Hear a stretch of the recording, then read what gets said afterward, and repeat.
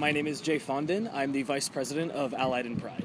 Allied in Pride is the biggest queer advocacy group on campus. We do a lot of programming, events to gather together the queer community at GW. I noticed when I came 2 years ago that there was a noticeable lack of resources, especially for transgender students, so I was motivated to get more involved with Allied in Pride so that I could help increase those resources and increase availability and outreach to non-monosexual students. Transgender refers to someone whose identified gender, whose gender identity doesn't match with their gender designated at birth or based on their sex characteristics, typically. The issues that I've encountered being trans at GW have really been issues that are kind of similar across the board when it comes to institutions dealing with trans individuals. Every college student that I know has to send the inevitable pronoun email before you go to class on the first day, telling the professor to use the right name and pronouns. If you end up changing your name, you have to go through the process of changing it through the registrar. It helps that at GW the registrar is particularly friendly for those sorts of things,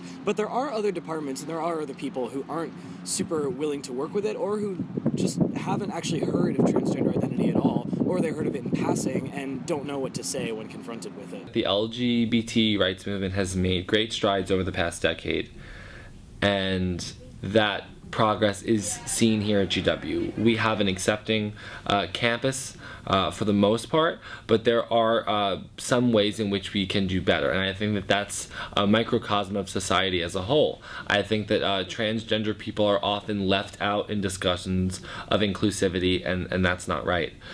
We should be accepting of all people regardless of their gender identity, and be working on ways in which we can improve their experiences, ranging from having more gender-neutral bathrooms to using gender-inclusive language.